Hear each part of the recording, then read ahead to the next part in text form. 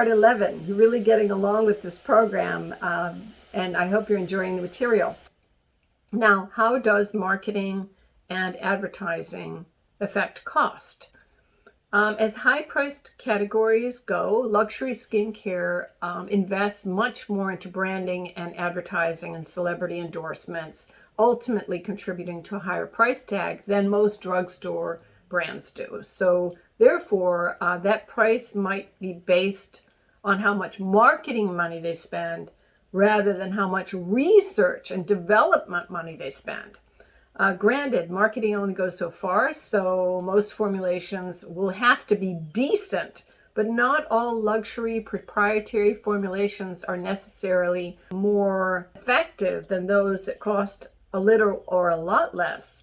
In fact, many luxury products contain a lot of filler ingredients, a lot more than active ingredients, and therefore it's important to scrutinize each brand individually and examine each product and each ingredient within that brand to understand their sourcing and their production methods.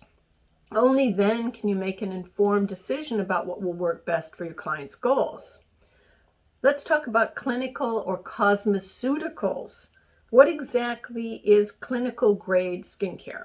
Clinical skincare or cosmeceutical brands typically formulate their products within a specialized specialty dermatological issues with client goals in mind.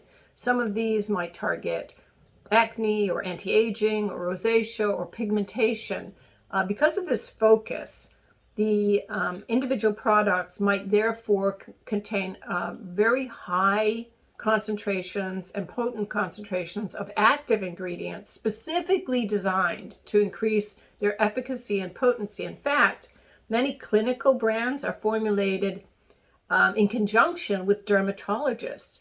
Their products generally offer ingredients like rich antioxidants, vitamins, and proteins and peptides that are especially targeting client concern areas and goals. The higher the concentration of active ingredients, along with complementing targeted ingredients, can indeed make these types of products have significantly higher efficacy. Additionally, the product designer considers the molecular structure of the ingredients, quite possibly favoring those that are better able to penetrate the skin at various targeted levels. And you can imagine that clinical or cosmeceutical skincare brands, their products typically are a bit more expensive than the drugstore brands because of this reason.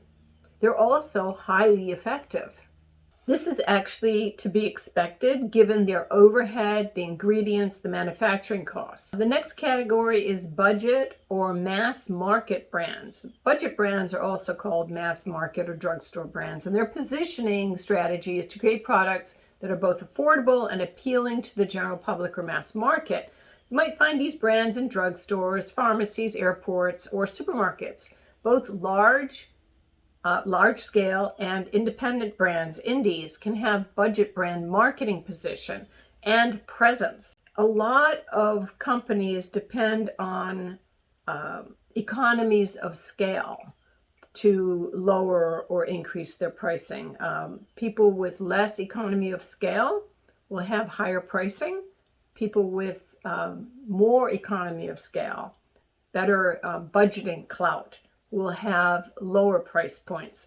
Johnson & Johnson, for example, take advantage of their size to keep their costs lower. They own several brands.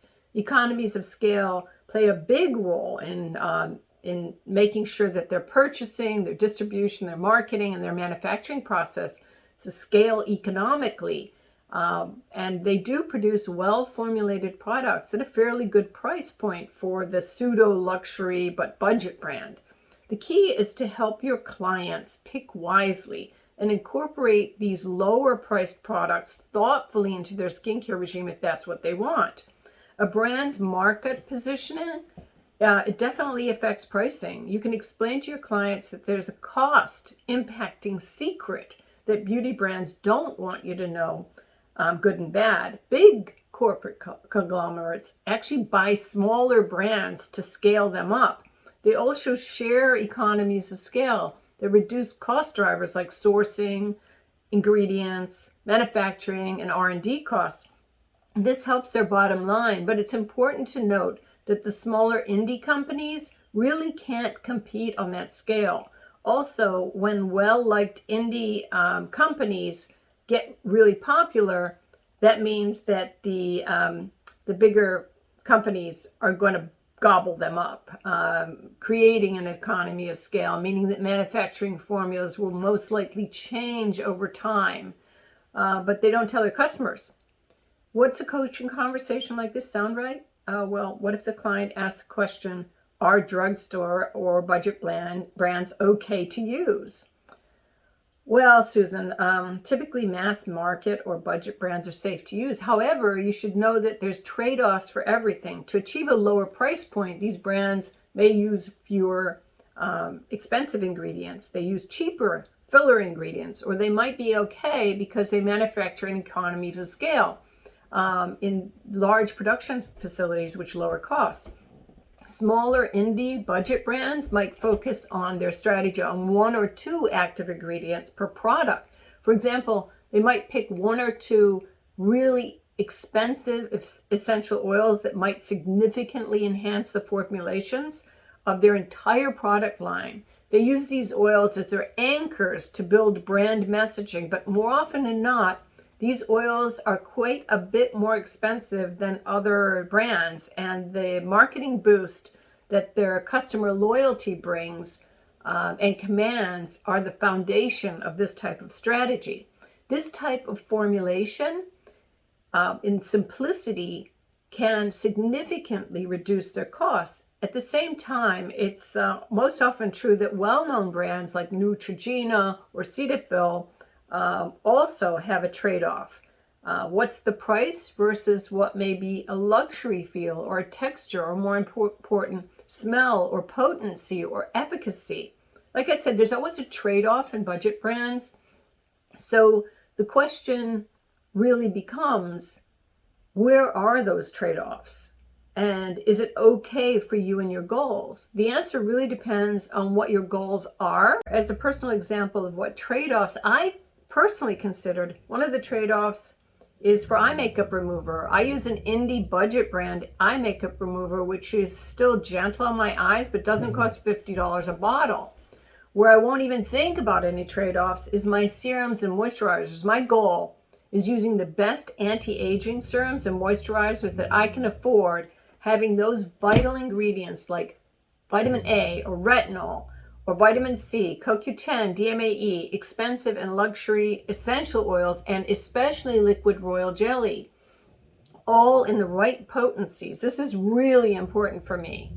Another consideration is the quality and purity of the ingredients. For some, a high quality production process is required to create a stable ingredient mix. Without a fairly costly process, the efficacy of the overall formulation would be in jeopardy. For example, let's look at hyaluronic acid, which is a powerful skin hydrator when formulated properly. Hyaluronic acid is very difficult to preserve, and it's also can deactivate the effects of other ingredients, so the formulation is important.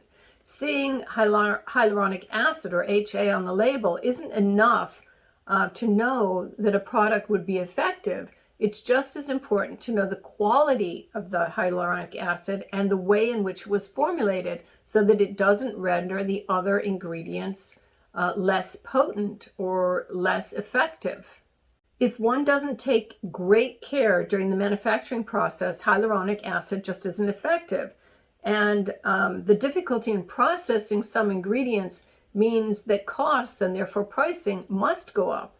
You also have to consider ingredient availability. The same rule for quality and purity goes for natural ingredients, where sustainability and sourced products with high purity are more expensive to procure. Some ingredients are rarer or harder to source, making them pricey. A good example of this is rose essential oil, which not only calms inflammation and redness, but also smells great. This essential oil is created carefully by steaming distilled rose petals. However, It takes 10,000 pounds of rose petals to produce 1 pound of essential oil. This makes it very difficult and very expensive to source large amounts. Another example is liquid royal jelly, which is very difficult to harvest and extremely expensive to transport because of its temperature restraints. Our sponsor, Eliglo, uses liquid royal jelly throughout its product line, but has managed to keep pricing reasonable, mostly because their mission and distribution model supports wild crafted brands.